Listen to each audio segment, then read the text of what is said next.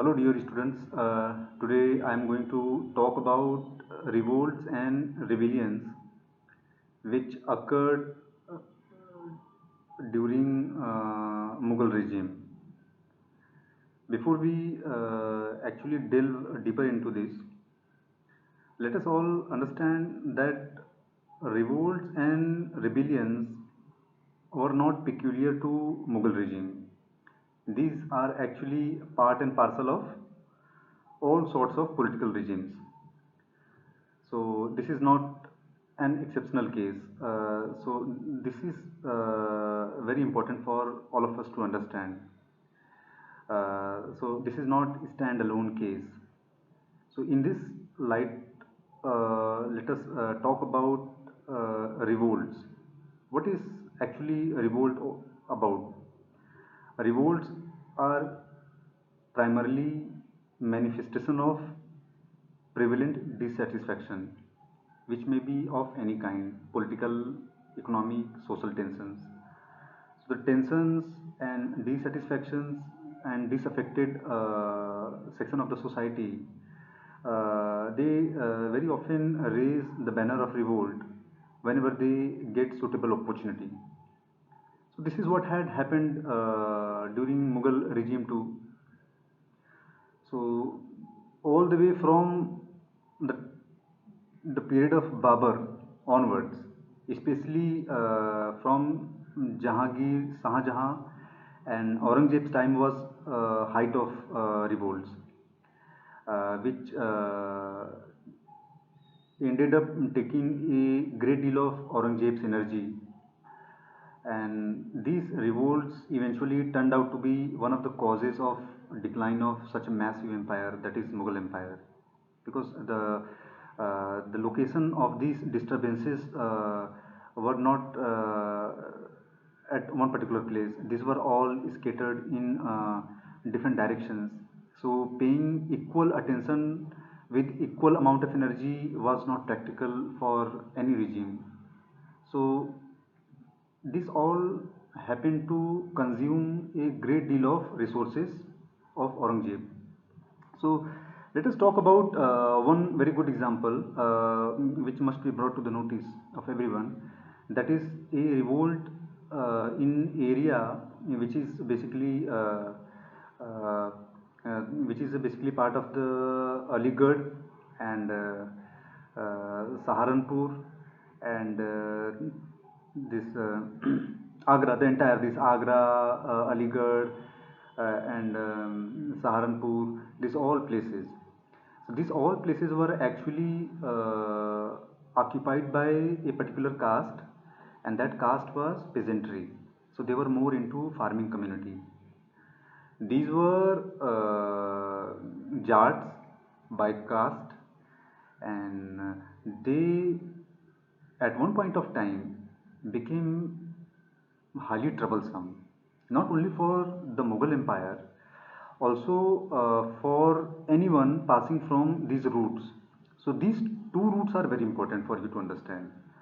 One is route which would start from Delhi to Agra, past Dholpur, and the other was road starting from the Gwalior to Burhanpur, and this would also encompass the river Chambal rivers and the ravine areas, which were very difficult to handle, because in these ravines all these people who had raised the banner of revolt would operate from.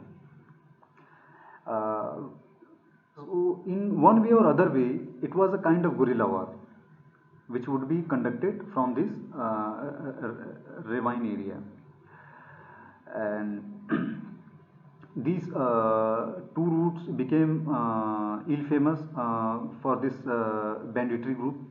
So in other words, these Jat peasants had also become bandits, but most of the time it was a royal entourage or the royal traffic which would pass from these routes would be victim of these banditry groups. So this trouble reached a height when it literally became silent. So this turned out to be very counterproductive for Mughal Empire, and this time around, this is around last 2 decades of 17th century, and Aurangzeb was spending most of his time in Deccan, that is the southern part of India. And when he came to know about all this, he could not have paid.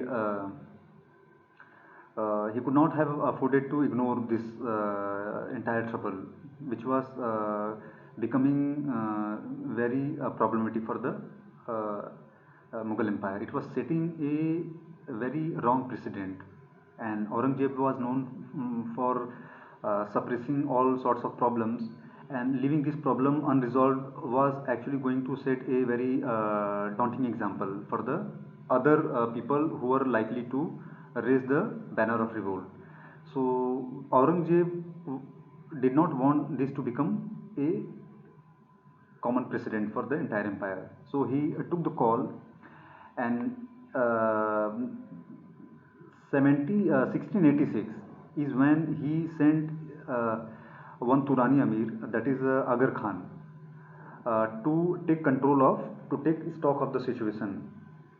And but what happened, this person, he was actually very ruthless, and he was known for destroying wherever he would go to, but he was also killed along with his son-in-law and also the troop which he was accompanied by.